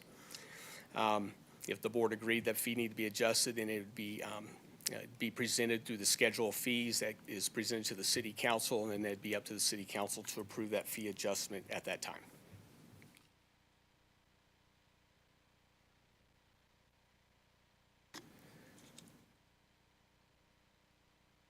So I was asked several times, well, how much do you think you would generate from this? It's a great question. So we took a look at the last 7 years of residential units built in Lee Summit, and we looked at the average square footage of non-residential built in Lee Summit over the last 6 years, applied the proposed fees. And as you can see, I think the projected annual revenue would probably be approximately $1 million a year. Again, that money would be divided up into the respective service areas where that fee is collected. I did meet with six representatives. I met with representatives from 6 different development firms or organizations here in our community. This is kind of just some bullet points of the comments. None of the comments were universal. Like, not everybody said that all these things, but there was a lot of consistency. So the first one, they all agreed that we have a great park system. They all agreed we should continue to have a great park system. And several of them said that they use the strong park system as a selling point when they sell their homes. Several of them said that the $1,200 per residential unit was too high. I did not receive one comment, negative or positive, related to the non-residential fee of 20 cents per square foot. So I took that as it was an inconsequential issue. One developer or representative stated that July 1st was too soon to start the fee because the economy hasn't rebounded for the single-family residential area, and so it'd be too early to start at that on July 1st. Most of them confirmed that they're already paying this type of fee in other communities in the Kansas City metro area if they are building in those other communities. They pretty much all agreed that the fee would be passed on to the home buyer in terms of the single family. And one developer suggested that the fee should not apply to projects that already have executed development agreements with the city, and they are in process. So just kind of take a quick look. What does this mean to new development, and how would this fee impact them? So an average home in Lee Summit right now is $460,000. Actually, I think it's a little bit more than that, but it's $460,000 if you add the $1,200, which they all universally agreed for the most part would be passed on to the homeowner. It'd be $461,200. It's a 0.25% is the impact on that onto the home buyer. If you were, for those that are building multifamily, a 200-unit multifamily complex is approximately $50 million. The fee would be $240,000. That's less than 0.5% on their project budget. And then if you were building non-residential, using $388 a square foot, which I think is a pretty good estimate, maybe a little conservative, 100,000 square feet, it'd be a $38.8 million project. It'd be a $20,000 assessment, which is 0.05%, 0.05 of 1% added to the project budget. So, next steps would be going forward to the City Council, possibly if there's a need for a public hearing and an ordinance reading, and then a second ordinance reading to follow after that if there's support. I think 3 key points that hopefully you guys gathered through the presentation is, one, diversifying funding. This proposed ordinance would diversify the funding that's available to parks, and it would share the cost of the development by those who are driving the need for this development. The financial impact on the development community and home buyer is modest, but I believe it's manageable. And I think that this proposed ordinance, if approved, would be an impactful step and an impactful statement that tells our community that you want to ensure the future success of an existing great park system. Well, that is my presentation for this evening. I'm happy to answer questions. I know David Bushek with legal also was very instrumental in helping craft this, so I think he's available to help answer questions also. So, thank you. Thank you. Questions from the committee? Questions, comments? Councilmember Felker. Thank you, Mr. Snook, for presenting to us tonight. Can you speak a little bit, and you said a little bit about this when talking about what developers have said they do elsewhere, but can you speak to a similar type of fee for other jurisdictions? What do other municipalities do? What's happening in Missouri, Kansas, and perhaps elsewhere? Yeah, I know in a previous presentation, we kind of gave you guys some comparator information, and we did a little follow-up on that. We just got that wrapped up today, but everybody see that okay? So here's just some comparator information of park systems that have a park impact fee.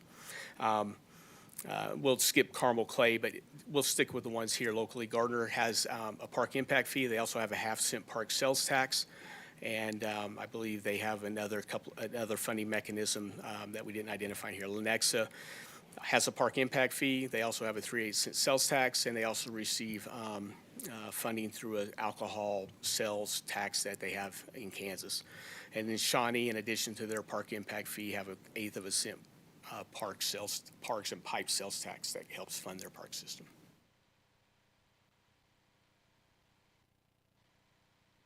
But an impact fee, if you were to say how often is it have an impact fee? You're not showing anything in Missouri here. So you will not find a park impact fee in the state of Missouri. In the state of Missouri, what you will find is a land dedication ordinance is typically the route that park and rec agencies have taken. There is state enabling legislation that allows for land dedication ordinance. Now, all the agencies in Missouri allow for a fee in lieu of to be paid.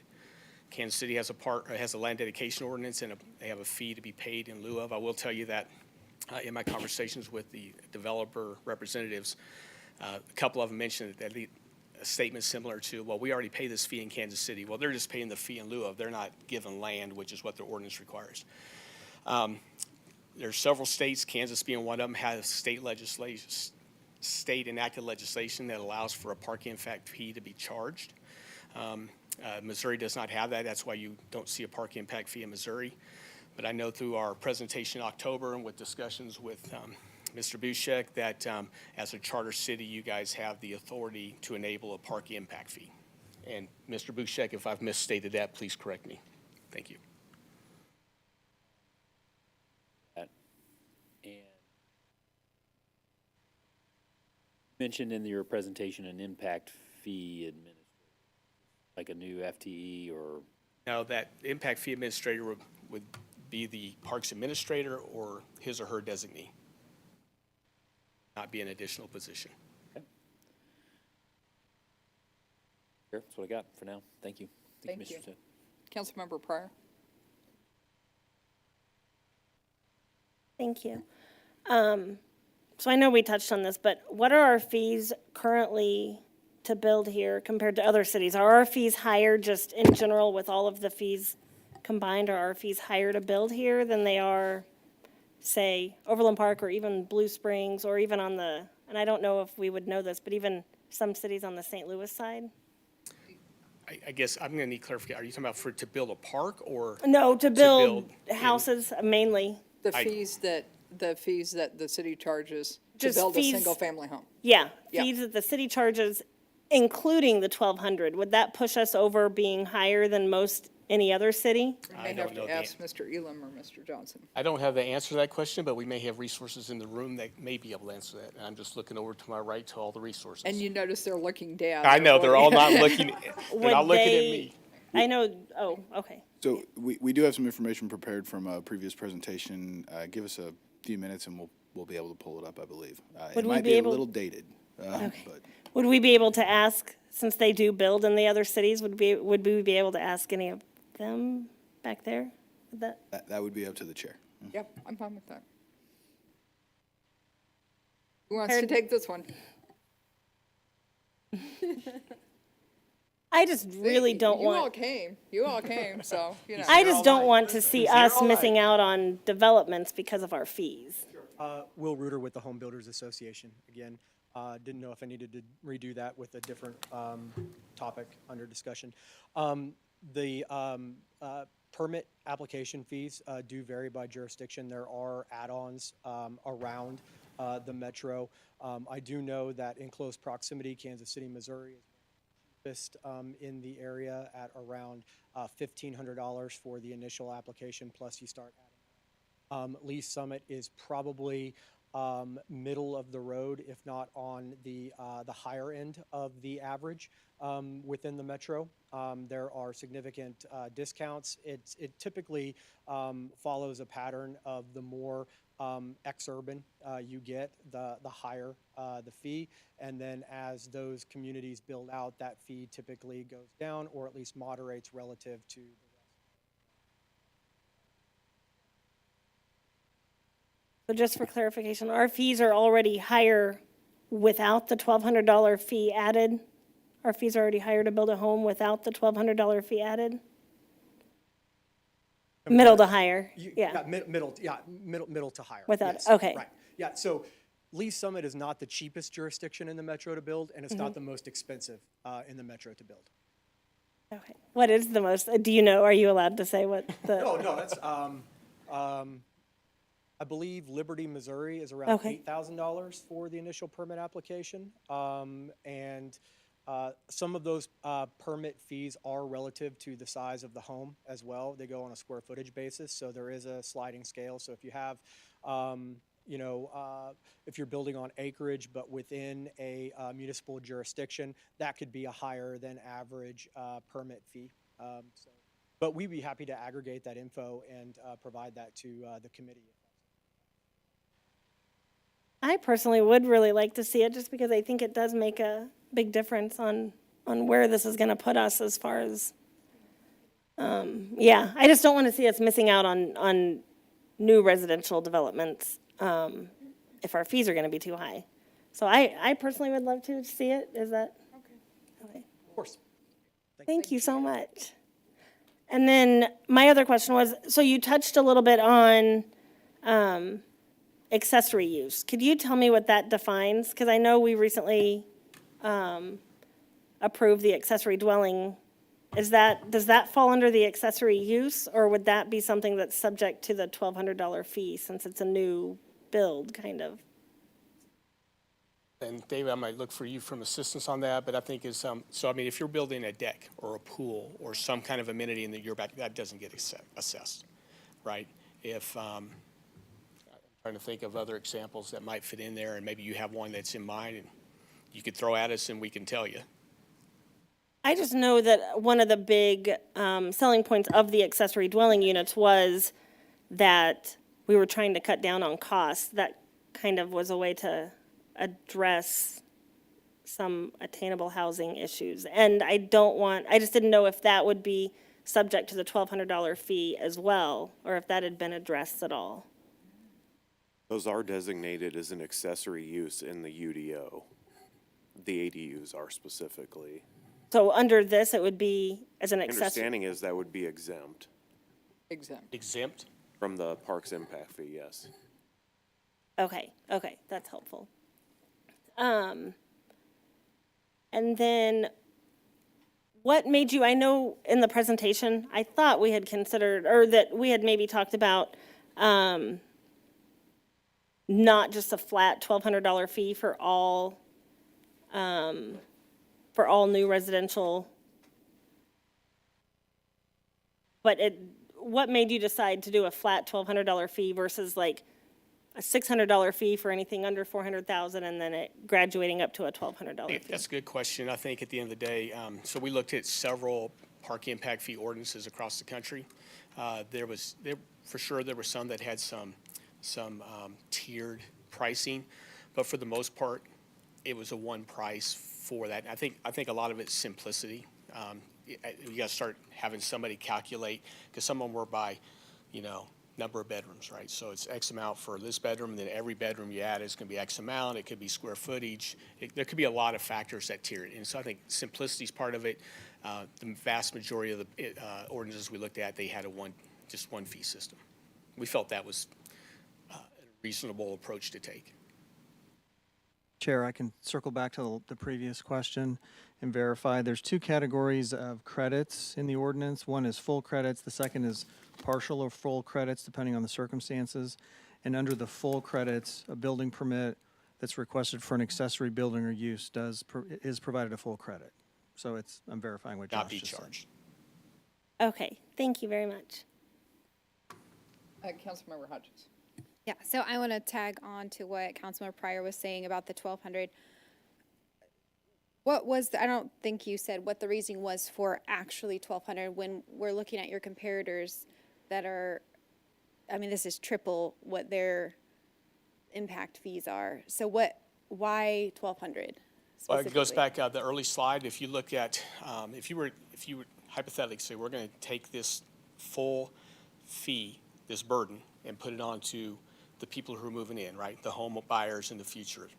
And the number of people that would be served by that neighborhood park, that fee would come out to about $4,200 per unit. That would be the full assessed fee to cover the cost of acquisition and development of a park to serve all these new people that are moving into that particular area. So we looked at it and said, okay, what would be a reasonable amount? $4,200 is excessive, right? Although Carmel Clay charges $4,800 per living unit. And there's a lot of other comparators. We just try to give you the ones here in the Kansas City area. So at 28% is that 1,200 represents about 28% of that burden put back on that new homeowner or builder who builds that. The remaining 70 to 72% is still being funded by taxpayers to build that park and to acquire that land. So the 1,200, I mean, it's just it was a number that the park board felt was reasonable, and that's where we are. Now, whether that's the right number or not, that's to be determined. Okay. Also, a question about your current budget. So can you tell us where you guys currently stand on your current budget? Like what's in your general fund? Like what are you currently working with that you have in your balance, I guess I should say, and what's being done with that? What are your plans for what you currently have? Okay, so good question. So, and I should have probably shared this in the, when I was talking about capital. So our capital is the sales tax, right? We have a sunset on that sales tax in 2033. So right now, all the money that we're collecting from now until 2033 is money that we've committed to projects to our community when we took that out to the voters, right? That would include the wave pool that we've added at Summit Waves and the ice rink, Summit Ice, we've added those. Park renovations that we're completing now throughout the park system. Those are all commitments we made as part of that sales tax, and we've allocated that full funding to future projects, the field house, a pickleball court complex, all those kind of things. So at 2033, that funding doesn't exist unless the community extends the sales tax. I would anticipate we will probably go out and ask for an extension because I'm guessing we may have other needs that the community will help us identify through a process. But at this point, that funding mechanism comes to a close. All that funding is allocated. So that's all of our capital dollars. That's what builds all the new stuff and acquires the land for future parks. The rest is operational. And so, the funding from the property tax pretty much pays for all the park improvements, maintenance, upkeep, trash pickup, bathroom cleanings, park playground maintenance, as well as the administrative division. The recreation division is all paid through by fees and charges. So if you come to our community center, or if you go to Summit Ice, or if you go to Summit Waves, the people who pay to use that amenity are paying for that whole operation. I'm not sure I've answered your question. I hope I have, but if I could provide clarity, I'm happy to try. So currently, how much money do you guys have? That's basically what, so what do you have to use on future projects? Like, what is that number? Well, right now, it's about $6 million a year. That's what's coming in. That's what's sitting in your guys' account, we so don't to have, speak. Oh, I'd have to go, how much do we have in our fund balances? We have about 8 different funds.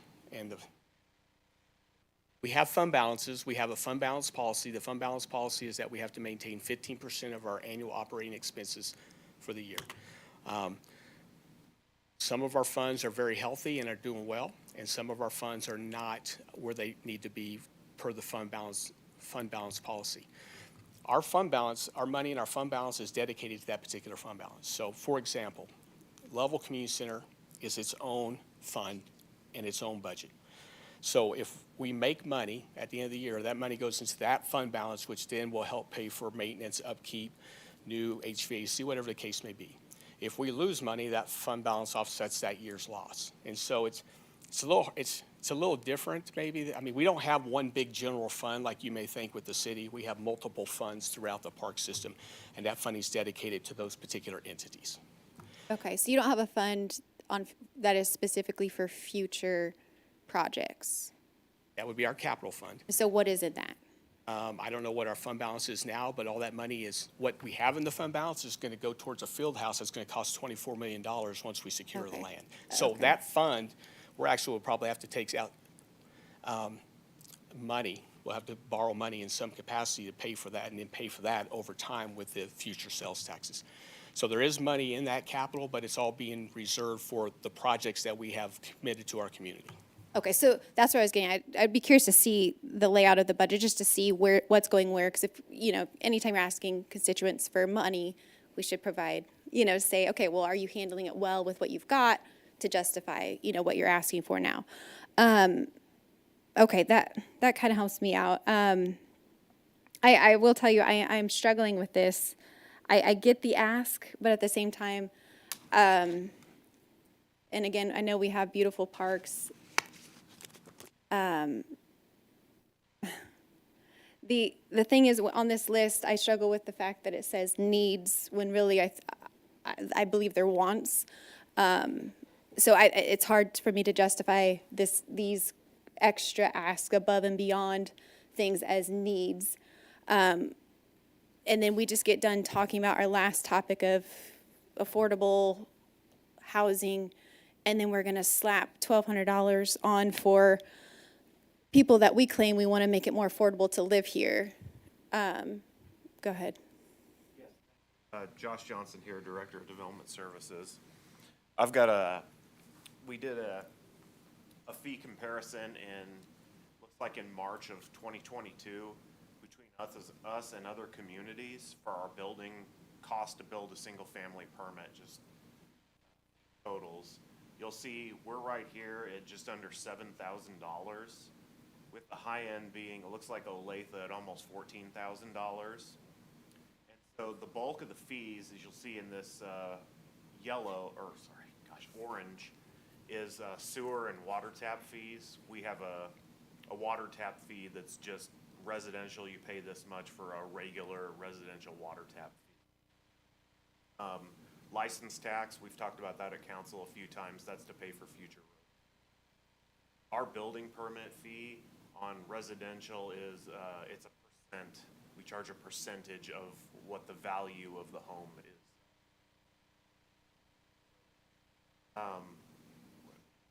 What Joe's saying right there, that $1,200 parks impact fee, obviously that would add on to that, but you would see that compared to other cities, we would kind of be, I'll say, middle. Sure. And again, I understand that, and you can compare it to multiple places, but at the end of the day, it's us slapping more money on for people, our constituents, to pay. So that's kind of the background that I'm coming from, is at the end of the day, we're still adding on a fee, which, again, reading the room, again, this year has been really tough for a lot of people. We've seen that with the taxes, and then we've already got sales taxes in place. And then that brings me to another question about, so it would kind of be a double dip if we've still got the sales tax in place, and then on top of charging them on what they would already be paying in the sales tax. Is that right? So we've got two fees going on at the same time? Well, I mean, anybody who shops in the Summit pays the sales tax. Right. And usually the sales tax has traditionally been dedicated to capital improvements that the community has identified as the capital improvements they'd like to see. And so they agree through the vote that they want to tax themselves for that purpose. Okay, that's all I've got. Thank you.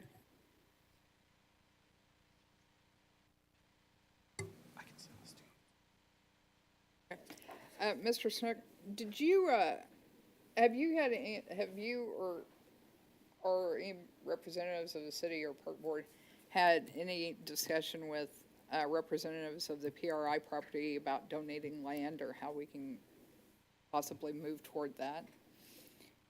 I've been involved in one meeting. It was very early, several years ago, and really I have not had a conversation with them. I believe that there may be somebody else that can speak to that at a different capacity. Ryan Elam, Assistant City Manager. The conversations with PRI have, they've been ongoing, but they haven't been detailed. We have provided kind of maps of needs, acreages, but we haven't gotten into any sort of discussion about cost and negotiations on that level. We have sent over some draft documents. They've sent some draft documents back, but we're still, I would say, considerably early on, and I really do expect that to pick up considerably this year moving forward. Well, I think, and I would have no expectation, that's a lot of land. That's a lot of land, and I would have no expectation that a lot of that would be donated. Some, maybe, but that goes to the question of why are we doing this now? Because how many years out are we from development of the PRI property? Well, we know that they're actively marketing over 1,800 acres of property currently. Okay. So however long that takes for them. The north piece? They're actively marketing about 836 acres on the north. Okay. 1,000 acres on the south piece. And based off of our understanding, that will be called the first tranche, and that's expected to be 5 years. 5 years. 5 years, okay. For the first tranche. Okay. And I had a question, I'm trying to remember what it was. Does this, I didn't see it in there, is there a sunshine on this? So does this ever expire? No, it'd be a fee, just like the other fees the city assesses, and it'd be in there, with there's no sunshine. Okay. Okay. Councilmember Felker, did you have a question? Well, on that, technically, it sunshines every year. To be fair, that right? is fair. You're every right. fee we approve is every year sunshine. So if we could say no, we don't like it anymore, and then decide to stop it. No, I appreciate that. So okay, thank you. Councilmember Pryor, did you have anything? I do. Okay, so I actually like the fee. I don't necessarily like the fee. I don't like adding fees, but I do. Our parks are a big reason that people move here. And I actually was able to reach out to a few realtors before the meeting and just asked, what are when people are looking at houses in our city, what are the things that they like about our city? And parks, almost always. I talked to 4 of them, and every single one of them mentioned that families move here for our parks. A lot, not solely for our parks, but that is a big selling feature. And I know that, I mean, even with my own family, we spend a lot of time at the parks, and some of my fondest memories of when my kids were little were at our parks. And so but I would personally like to, and I know you guys have looked at this, and I know you've worked with Bushhack a lot, and I know, but the $1,200 fee, I would like to see it more of and I know it might, just more of a graduated fee, not just a flat $1,200, just because of that attainable aspect that we did just discuss for several of the homes. And so I just don't want to. And another worry is we have a lot of infrastructure needs in our city. We have a lot of infrastructure needs in our downtown, and I'm worried that if we add too many or too high of fees for other things, then if we ever need to add a stormwater fee or anything else, that maybe maybe that wouldn't pass, or maybe we wouldn't be able to add those fees with a $1,200 parks fee. So I am in support of the fee. I would just like to see it a little bit less, or a graduated fee, so.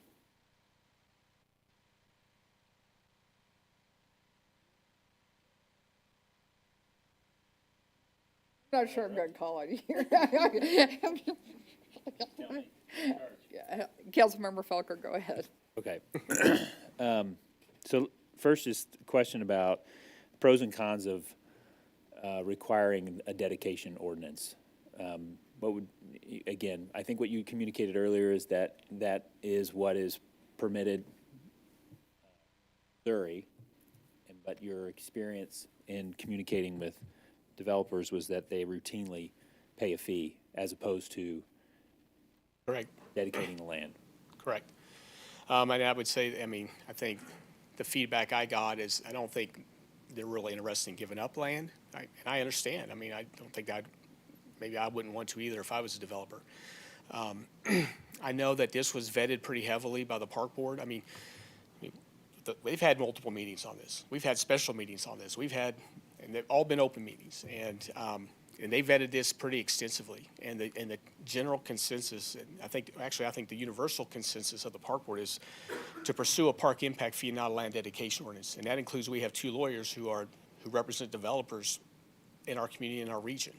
And one in particular was really opposed to a land dedication ordinance. I didn't get a lot of reasons why, but they said if there is going to be some mechanism in place, the park impact fee was the preferred method. Now, the benefits of the park impact fee is obviously you can use that fee for two things. You can use it for land acquisition, right? And I'm paying the landowner for that money, or we are, and development. If you got the advantage to, I think, in my mind, the advantage to a land dedication ordinance is, they're going to have to give land based upon whatever the formula is and the parameters, right? The cost of land is going to continue to go up. With a land dedication ordinance, the impact is not as significant financially because you don't have to buy it, but you got to develop it. And so you got to find the funds to develop that. A park impact fee gives you that flexibility, but you're also going to be, as the land costs go up, you're going to be paying those higher land costs too, right? So that's kind of it's not necessarily a benefit in that respect. But I think the flexibility of the park impact fee was the thing that the park board really gravitated toward at the end of the day. And that lets you decide what you want to purchase. Correct. I mean, let's get down to that. So again, you say there may be some parameters around a dedication ordinance that the developer would have to abide by if they decide to not pay the opt-out fee. But at the end of the day, then whatever they've dedicated may be desirable or not desirable. Well, I think we could craft the land dedication ordinance to make sure we don't get the undesirable land. But I do think there was some concern. I'm just trying to think back through some of the thoughts. I think one of the questions that was asked is if you acquired land through a land dedication ordinance, would the Parks Department be able to sell that land 10 years down the road? And the answer to that is yes. And I think the feeling was, well, that doesn't feel right. You can require this land, sit on it for 10 or 12 years, and then just turn around, sell it, and make money on it. A land dedication or a park impact fee, we're going to collect a fee, we're going to have to buy the land, and then we're going to develop that land. And we're going to buy that land, develop that land in the service area where that fee came from. We're not going to be taking money from one part of our community and investing in another part of our community. We want to benefit the people who are being assessed that fee. Speaking of fees, and this is maybe I appreciate what Mr. Johnson brought up in terms of comparing the cost. And I think this is a broader question. From time to time, we as council members get presented with a fee, and we're going through our annual approvals. And so I think a great data piece for us and the public is to see how we compare, kind of almost a book of all the different fees and how we compare to other jurisdictions. You and I talked about this because what I've routinely seen is we kind of fall in the middle. And I think that's the aim of staff, has always tried to keep us to where we're not way out in one direction or the other. Now, that may not be true with every fee exactly, but I'm just kind of reflecting memory-wise looking at the water tap fees and the other kind of different fee conversations we've had, because yes, I mean, to Councilmember Hodges' point, it's never, no one ever likes the idea of adding a fee or increasing a fee, but I always think, okay, we have to run this community. So I think what are the needs that staff identifies that help us to do that effectively and effectively, but with excellence? Then how does that compare to other jurisdictions? So, and thank you for sharing that, Mr. Johnson. And I would just say kind of general, I've always wanted to have this kind of place I could go look at each of these fees, and I know it's a lot, but it would be really neat to see that in one place at some point, just to see how we compare as a city, whether that's sales tax, whether that's, again, fee, like just seeing how we're comparing to our communities. Every time we've done it, we did it with public safety sales tax. We saw where we were relative to others. So I don't know if there's a place to just, that's just Andrew asking for that at some point. Because I think citizens deserve to see that, because, again, they may always, anytime fee or tax comes, it's not something that anyone wants to pay more of. No one does. But if you can see it relative to the bigger picture, I think it's helpful, at least, to frame what's necessary and also what might be reasonable. So just say that. And then I'm going to go back to two other things, just to comment on PRI, because I have maybe said in another meeting before that I represent clients who are actually trying to buy land from them in another jurisdiction entirely, not here in Lee Summit. And the question of how quickly they move, it's super slow. You could have said that, Mr. Elam, you'd been right on. And you can come up right to the point of you think you've got a deal and it caves. So, and that's partly just having interacted with the way the process works in terms of how they go through their approvals. So it's very complicated. So I don't know that we really know how quickly it's going to. I think that's probably the honest answer. And it depends on buyers and sellers. So we aren't in charge of developing the land, unless we decided we want to buy some of that land as a city. It's depending on who's going to go pay the price that PRI wants to sell, or SLR wants to sell it at. So the last thing, going back to, and maybe this is at the beginning of your presentation talking about the why are we doing this? Why is the ask being made? So yeah, a good portion of it is because there are some desirable projects that you've identified, that the Parks Board has identified as part of the future of Lee Summit. And if we decided, no, we're not going to do this, then you all would be in a position of having to deal with your existing sources of revenue, which is that $6+ million a year, and however that may increase over time. Presumably it will, because hopefully sales tax goes up as we grow as a community. But without that, you would project that those desirable projects, Resource Recovery Park, the Unity Village property, Park West Community Park, which again, the first and the third, you've already planned them out, at least presented something for us to perhaps model the future project on. Your ability, that's the smaller part. The bigger part is when the SLR PRI property goes and actually is sold, and putting you in a position as a Parks Department to be able to go purchase the land, go have that conversation with them. Your assessment is that the existing sales tax revenues would be insufficient to be able to really do that over the next 20. Well, again, our sales tax expires in 2033, so I can't project beyond 10 years, right? I don't think that would be fair. These projects we have now that I'm showing, just the three, right? Those are that's land that's available now for us to develop. We don't have the funding through the sales tax to develop those now, because the funding that we've projected out for the next 10 years is being allocated to those projects we committed, right? Now, I would say the Resource Recovery Park, the city approached us and said, would you guys be interested in turning this into a park? We think it would be a great benefit to our community. We said, we'll take a look at it. We studied that for a year and a half. And then we master planned it because we thought it would be a great idea. It's $15 million. Now, I mean, I don't know where that money comes from. I don't have it. In a future sales tax, I might have it, but I don't have it now. But I'm just telling you, if you guys want us to develop that into a park, I was asked, we're happy to do it. There just needs to be money. Park West, we bought that property 15 years ago. We knew that as the South developed, we need to get a park down there. We know that youth practice space is critical in our community, and we're trying to accommodate that. That property is going to become youth practice space for our community. But I don't have the $3.7 million right now to do that. That's an unfunded project. If I had that, I'd be working on that tomorrow. That's critical. And then Unity Village, it was 30 acres that was donated. Great. We can sit on that until there's a need. Well, what's happening less than a half a mile from us? Thousands of people are about to move into our community, and I've got a resource here that I could turn into a park to help serve those thousands of people coming in, but I don't have the funding to do that. Those are all unfunded, and I don't think those are those needs? Yeah, I think those are significant needs in our community, and I don't think they're necessarily wants from my perspective. I think they're needs. And as more people move in our community, and people move in our community because it's a great parks, they love our parks.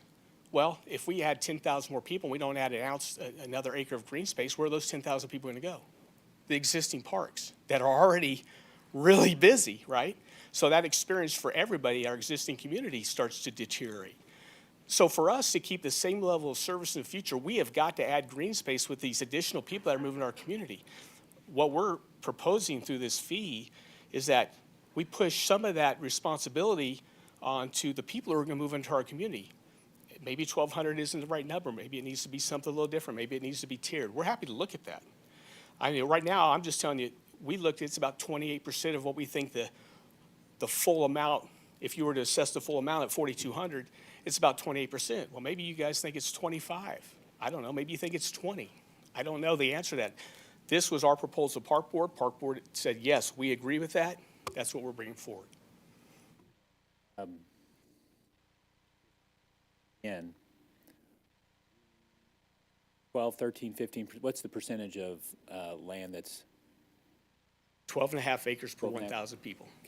Okay, so that's, again, when we look at this 500 acres future parkland, you're using that Correct. For what we want to, what may develop in the future, and we're trying to maintain that. We're not going necessarily up. We're not trying to do 20 acres per 1,000, let's just say, to maintain that same level.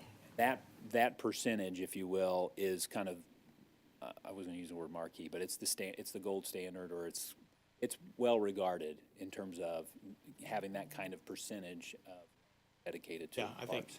I think that 12 and a half acres per 1,000 is I mean, it would put us in the top tier, right? I mean, we're not going to be in the bottom third. Okay, Chair, I'll just make one other comment, which is, I think our Parks and Rec system is great. It's really is absolutely something that draws people to the city of Lee Summit. I'll make a kind of an share something anecdotal. My father-in-law, who's spent his last few years of his career as a parks planner out of the city of Billings, Montana, since retired. You might see him next week. Knows Mr. Casey in the corner over here. Goes to national conferences, and we hear this. We already know this because you already tell us this, but it's not just the city of Lee Summit that says this back to us, that the city of Lee Summit's great when it comes to parks, but he'd hear always the same thing for years, just how good our parks system is. So I do think it makes a difference in our community. I think it makes a difference for people coming here. I think it makes a difference for not just people, but also businesses. I think others can see the parks as being an overall amenity that makes a big difference for our people. And frankly, I've used it plenty. I was just kind of thinking of the different memories I have as a family. So it gets kind of personal in a sense. And that actually, so you smile a little bit, Mr. Snook, because it's actually meaningful. Those are the things you cannot measure, you cannot put a number on or a dollar on, but it makes a real difference in the lives of people. You cannot take that away. So, we're looking at numbers. I don't know exactly what the right number is, to Councilmember Pryor's point. I mean, you're giving a number to us today that's really less than what it would really mean to fund this endeavor. So it's conservative, I guess, and that's kind of the name of the game here in Lee Summit. We kind of go forward. We try to be forward-thinking, but conservatively. That's kind of the way we move. And so I appreciate that. I'm certainly in favor of it moving forward. I'm in favor of thinking through a number that may be different, but I'm in favor generally of moving it forward. Thank you. All right, thank you, Councilmember Felker. And I think in general, what I'm hearing from the committee members is we're in favor of it, but we'd like to consider the numbers, especially the onus on single-family homes, and maybe figure out if we can reduce that amount and increase commercial, or maybe come up with a tiered amount. And I'm in a really interesting predicament because since you are the parks superintendent or administrator, I don't feel like I have no control over you. I don't have control over anybody actually, but so I don't know that I can tell you what to do. I think you can give us general direction, and we can take it back and have that conversation and yeah, and look at, reducing that amount maybe to $9.97 or something, and or looking at a tiered amount as far as homes over between 2 and 4 or whatever. But I think maybe shifting some of that cost to the commercial side, because we've spent at least a year or more working on affordable housing, and now we're going, we're going to put this on you.